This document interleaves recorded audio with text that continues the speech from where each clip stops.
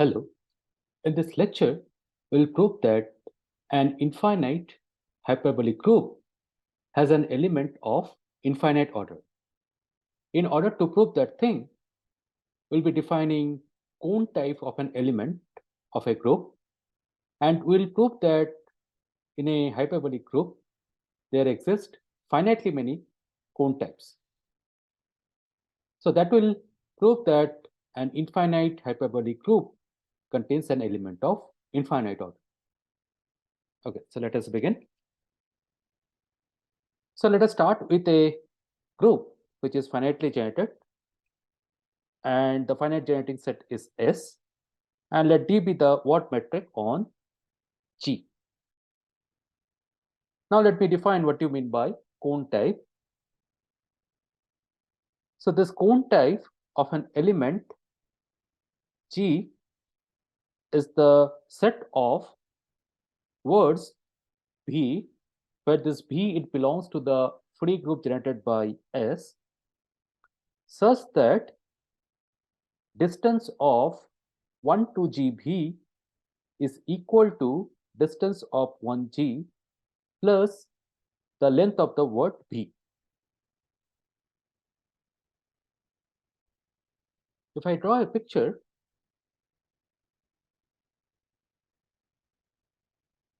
so this path from 1 to G, it represents the geodesic joining 1 and G, and suppose this path from G to GB, it also represents the geodesic joining G and GB. Now if I take this union of these two paths, so union of these two geodesics, so B belongs to this cone of G, implies, so this two concatenation of these two paths is a geodesic in G.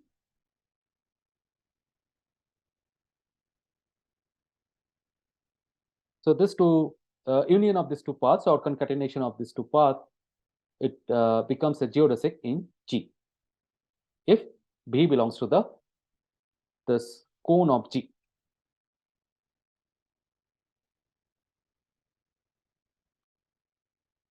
So let us denote this cone type of G by this cone first bracket G.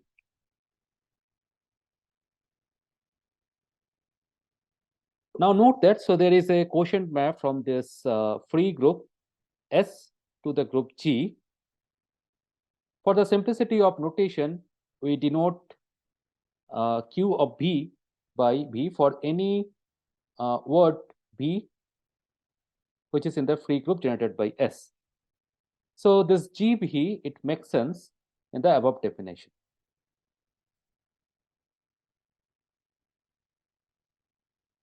Okay, so now let us work with an example.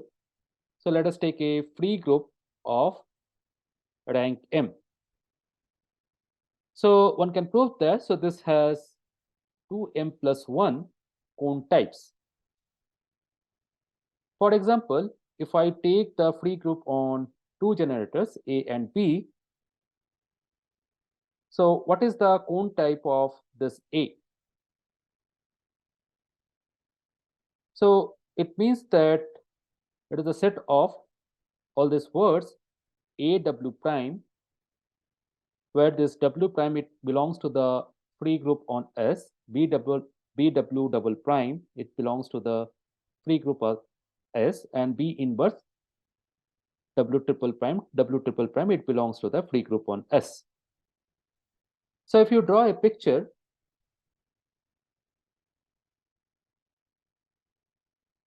so first you can take the Kelly graph of this free group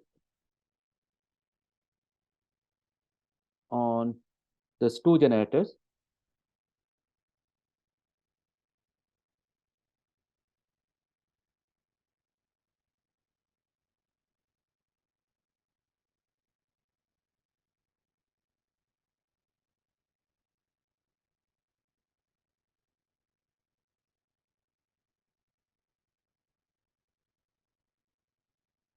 Yeah, so this represents the calligraph. And now if I take this element A, so what is an element in the cone type of A? So you start with a geodesic from 1 to A, and if I take this A square, so this blue geodesic followed by this red one, so this will be again a geodesic.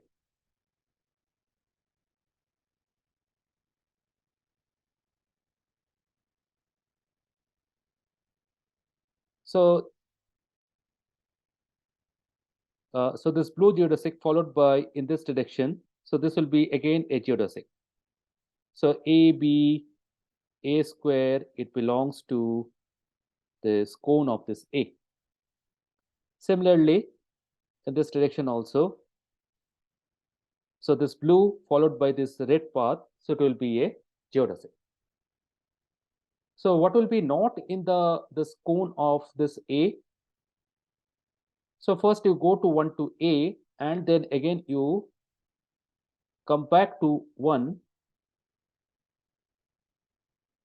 by this edge. So therefore A inverse, it does not belongs to this cone of A.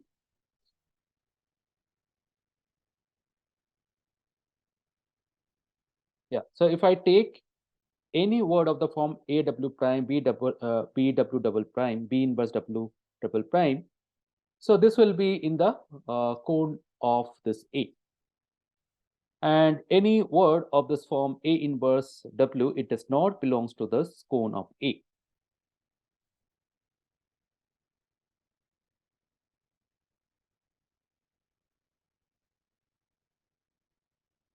Yeah.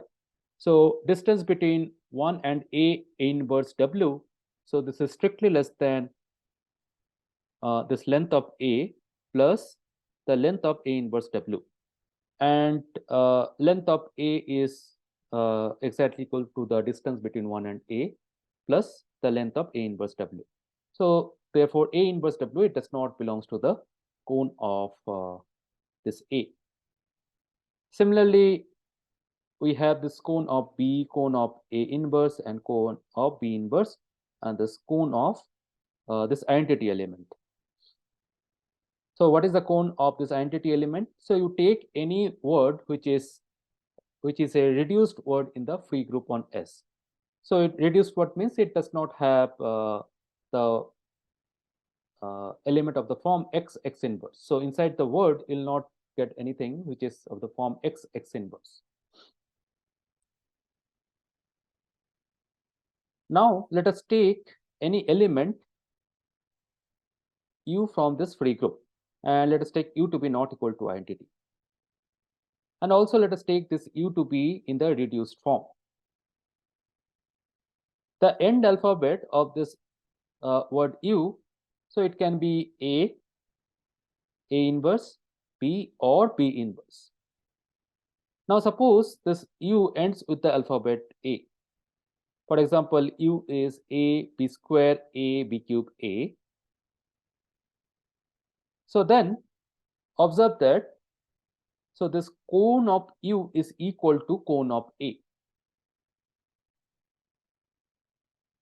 So thus, cone of any element U is one of this cone A or cone A inverse or cone B or cone B inverse or cone of this identity element. So hence, so there are only 5 cone types for this free group AB.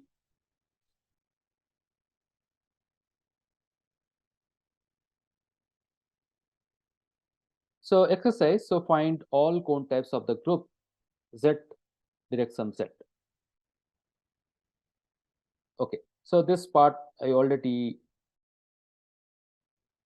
said. So B belongs to the cone of G if and only if the geodesic joining 1 to GB is concatenation of a geodesic 1 to G followed by a geodesic of length B.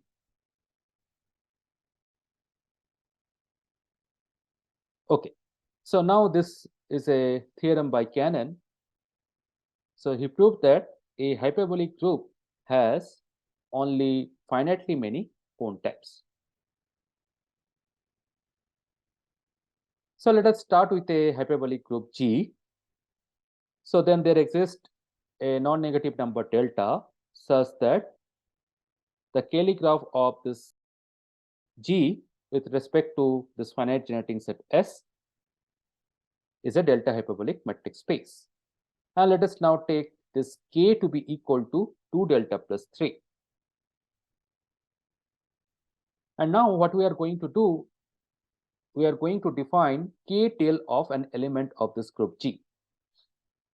So how it is defined? The K tail of an element, it is the all elements H belongs to G such that the distance between 1 to GH is less than distance between 1 to G, and distance from 1 to H is less than equals to K. So this tail is just opposite to this cone.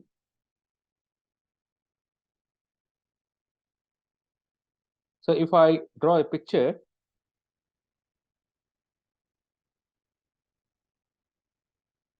so this is a geodesic joining 1 and G.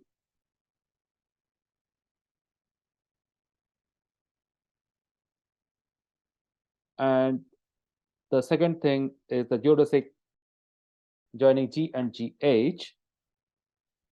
So now this distance between 1 and GH, if it is less than distance between 1 to G, and length of this geodesic, so this length,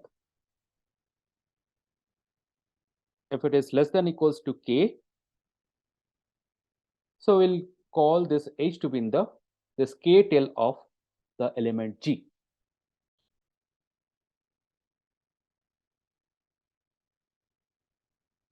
So now from the definition, it is clear that this K tail of an element G is contained in the ball around 1 of radius K.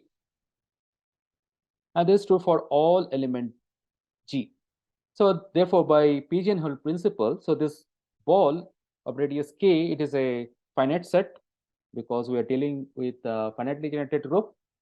So therefore, this set of this tails, so this is a finite collection of finite sets.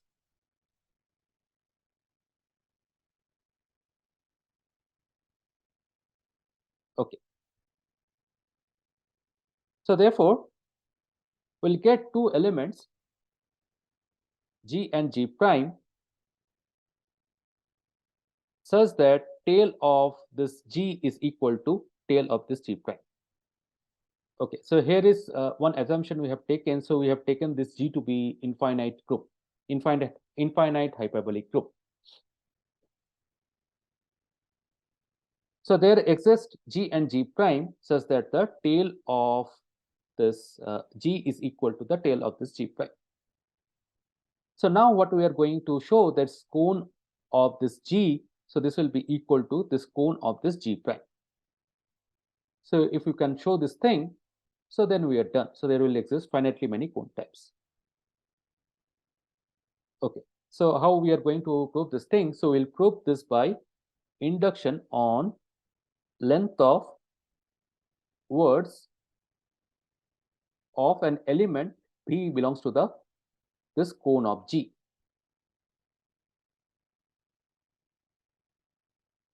So we start with an element B belongs to cone of G, and we apply induction to prove that this V belongs to this cone of G prime. First, suppose that this length of this B is equal to 0. So then this V is equal to identity element. And obviously, this identity element, it always belongs to this cone of G and cone of G prime. Now, suppose for all V belongs to cone of G of length of B is less than equals to n minus 1. So this V belongs to this cone of G prime. So this is my this induction hypothesis. And now let us take an element W belongs to this cone of G such that this length of W is equal to N. So for all elements B such that the length of this B is less than equals to N minus 1, so those elements, it belongs to the cone of G prime. So that is my induction hypothesis. And now we have what we have taken. We have taken an element W belongs to this cone of G such that the length of W equals to N. So we are going to prove that this W belongs to the cone of G prime. Now let us take this W to be equal to VA. And this length of this B will be equal to N minus 1, and this A is a generator. So we can always write this W equals to BA, where B is a word of length N minus 1 and A is a generator. Okay.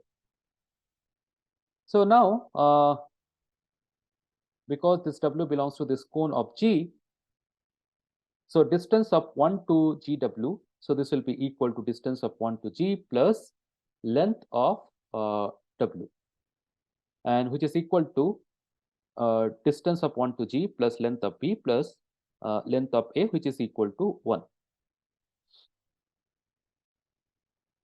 And also, so this geodesic joining 1 to GW is concatenation of the geodesic 1 to GB and the geodesic joining GB and GBA.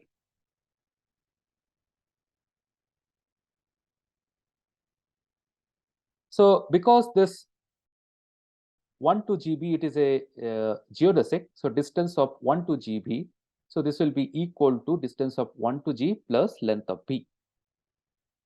So this will imply that this B, it belongs to this cone of G. So we have started with an element W which belongs to this cone of G. So W is equal to BA, where the length of B is equal to N minus 1, and B belongs to cone of G, we have proved. So therefore, by this induction hypothesis, this B, it belongs to this cone of G prime. So distance of 1 to G prime B, so this will be equal to distance of 1 to G prime plus length of B.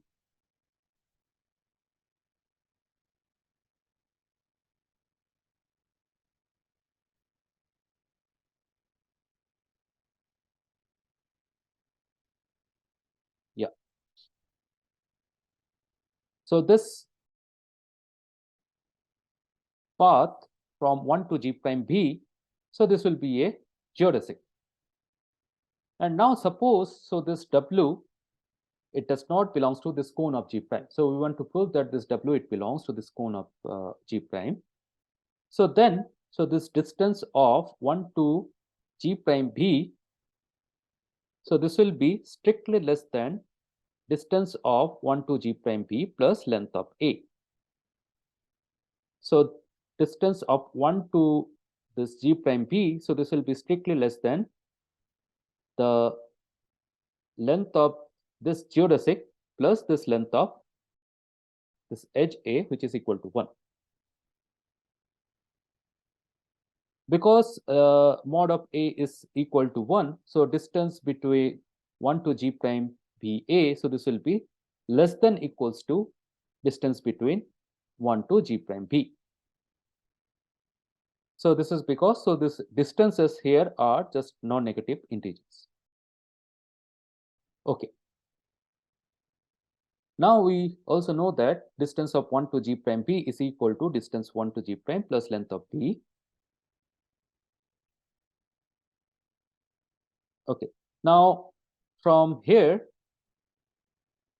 so it will follow that, so there exists a word U in the free group on S of length less than distance of 1 to G prime plus length of B plus 1. And this U, it will represent the element G prime BA in G. Okay, so now observe the following. So if length of this U is less than equals to distance between 1 to G prime minus 1, so then using triangle inequality, so distance between 1 to G prime B, this will be less than equals to distance of 1 to G prime. So this will contradict that this B, it belongs to the cone of G prime. So B, by induction hypothesis, this B, it belongs to this cone of G prime. So if length of U is less than equals to distance between 1 to G prime minus 1, so this will contradict that B belongs to the cone of G prime. So therefore, length of this U, it has to be strictly greater than distance between 1 to G prime minus 1.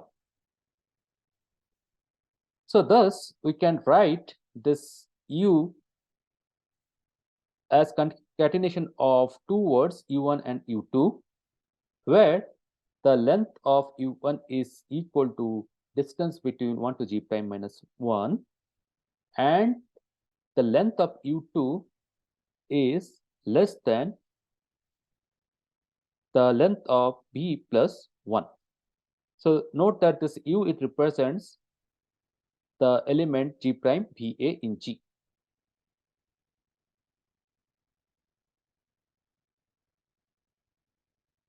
Yeah, so the total length, it will be strictly less than distance between 1 to G prime plus length of B plus 1. So that is why we can, length of U is strictly greater than this thing. So therefore, you can split this U in U1, U2, such that the length of U1 is equal to distance between 1 to G prime minus 1, and length of U2 is strictly less than length of B plus 1. Okay, so now note that, so this two geodesics, 1 to G prime B and 1 to G prime BA, so they are at one distance apart, and hence two geodesics are 2 delta plus 2 uniformly close to each other. So this means that, so uniformly close here means if I take this path to be my alpha and this path to be my beta, so from the last class we have proved that this distance between alpha t and beta t is less than equals to 2 delta plus 2. So the one endpoint of this alpha and beta is 1, and the other endpoints lie at one distance apart from each other. So distance between alpha t and beta t, so this will be less than equals to 2 delta plus 2. So that is the meaning of uniformly close to each other. Okay. So now because of this, so there will exist G double prime in the geodesic joining 1 to G prime BA, such that the distance between G prime and G double prime is less than equals to 2 delta plus 2. And distance between 1 to G prime and distance between 1 to G double prime will be same. So I have this following picture here.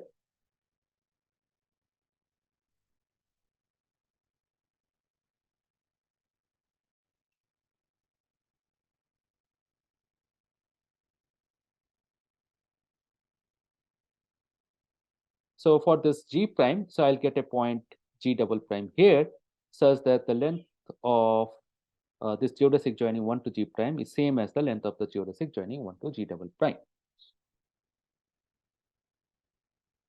And this distance, so this will be less than equals to 2 delta plus 2.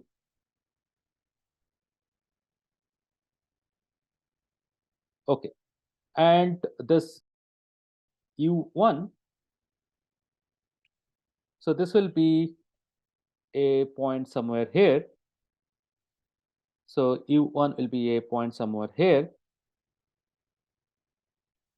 So what is U1? So length of U1 is equal to distance between 1 to G prime minus 1. And this U represents the element G prime BA. So U1 will be somewhere here. So by triangle inequality, so distance between G prime and U1, so this will be equal to 2 delta plus 3. And therefore, so distance between 1 and G prime inverse U1 is less than equals to 2 delta plus 3. And note that this is equal to your K. Also, so distance between 1 to G prime inverse U1. So this is exactly equal to distance between 1 to U1, which is equal to the length of U1. And this will be equal to distance between 1 to G prime minus 1. So that is by the choice of this U1. And this is strictly less than distance between 1 to G prime. So this proves that so G prime inverse U1, it belongs to the tail of this G prime K. And so this tail of G prime is equal to this K tail of this G. So therefore, so this element X equals to G prime inverse U1, it belongs to the this K tail of this G. Okay. So now observe that if I take this element Gx, so distance between Gx and GBA, so that will be equal to distance between X and BA, because this left translation on this group, it acts by isometry. And this will be equal to distance between 1 to X inverse BA. And you put this X here. So what you'll get, so distance between 1 and U1 inverse G prime BA. So this distance is equal to this distance. And this distance is equal to the distance between U1 and G prime BA. And what is my U1 from here? So it is U1 is exactly equal to G prime X. So this is equal to distance between G prime X and G prime BA. So we have proved that distance between Gx GBA is same as the distance between G prime X and G prime BA. So now what you do, so join this Gx and GBA by a geodesic. And now from this star, so this geodesic is labeled by U2. Yeah. So just observe this thing. So U1 is this geodesic and U2 is this geodesic. So U1, U2, it is the geodesic joining this 1 and G prime BA. And now what we have done here,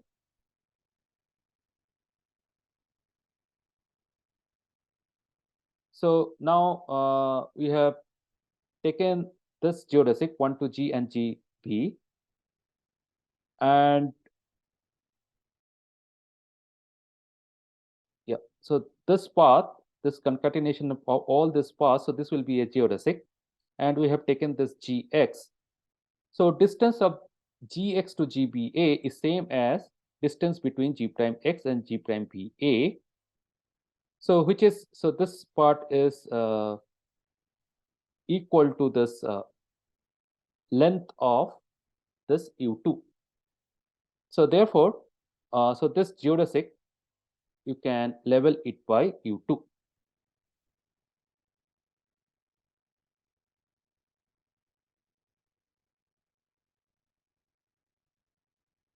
Okay.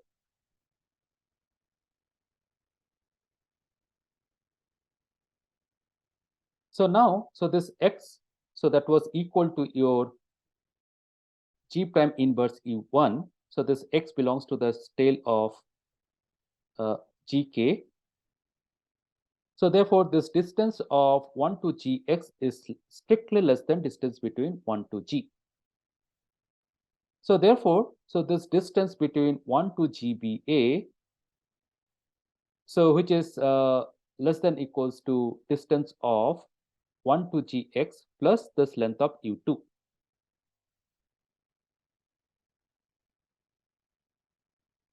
So this from here, so distance between 1 to Gx is less than distance of 1 to G plus length of U2. So you go back to this picture here. So now you have some path joining this 1 to GBA.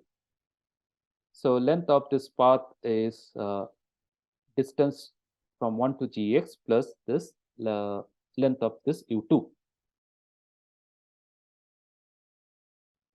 So distance of 1 to GBA, so that will be less than equals to distance length of that path, so which is equal to distance of 1 to Gx plus length of U2. And now, so distance of 1 to Gx is strictly less than distance of 1 to G plus length of U2. And so length of U2, so U2 we have chosen in such a way that the length of U2 is less than equals to length of B plus 1. So therefore, this thing will be less than equals to distance of 1 to G plus length of B plus 1. And length of B plus 1 is equal to the length of the word BA.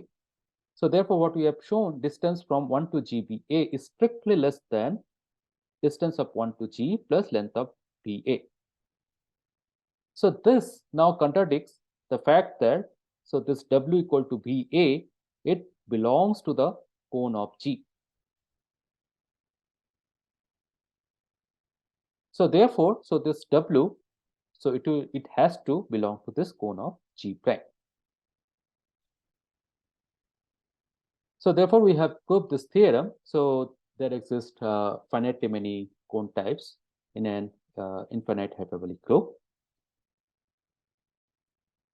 And now if I take an infinite hyperbolic group, so we'll prove that that group contains an element of infinite order.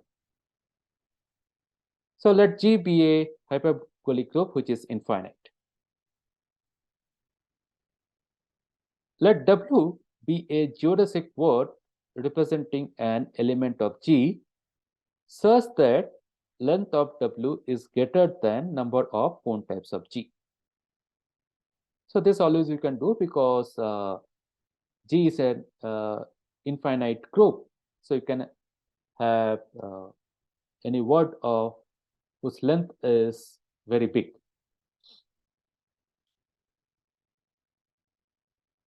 So now because the length of this W is greater than the number of cone types of G, so you can spread this W in this way. So W can be written in this way: W is equal to U1, U2, U3, such that this U2 connects these two vertices, say X and Y, of same cone type.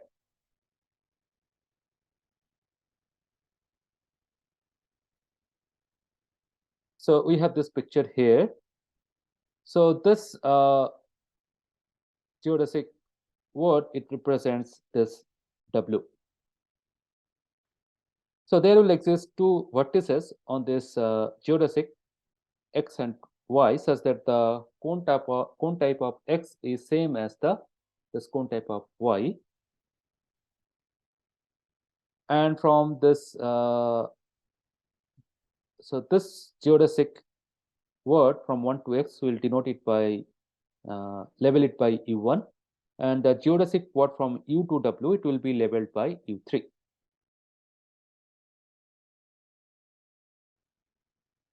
Now observe that, so this word U2, U3, it belongs to the cone of X because this whole thing this whole thing, it is a geodesic. So therefore, this U2, U3, it belongs to cone of X, and cone of X is exactly equal to this cone of Y. And also, so this U2, it also belongs to this cone of X. So this is because, so this is a geodesic.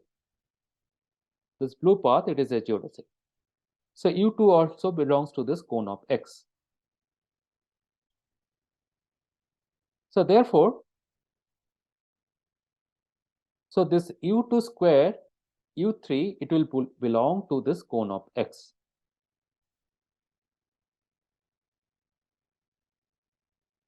So U2, U3, it belongs to this cone of Y. So means that if I take this geodesic word, so U2, U3, it belongs to this cone of Y. So this means that this path, this green path, go from 1 to Y by this geodesic and follow this path. So this will be a geodesic. So this means that this U2 square, U3, so this will be a geodesic, and it, in fact, it will lie in the cone of this X. And again, this cone of X is equal to cone of Y. So again, by the same thing, you can prove that this U2 cube U3, it belongs to this cone of X, and you repeat this process. So therefore, for all natural number n, u to the power n u3, it belongs to this cone of X. So this will prove that u1, u2 to the power n u3, it is a geodesic for all n. And this u2 to the power n, it is a geodesic word. So therefore, it cannot represent the entity element. So therefore, order of this u2, so this will be infinite. So therefore, we have proved this theorem that, so in an infinite hyperbolic group, there exists an element of infinite order. Okay, I'll stop here.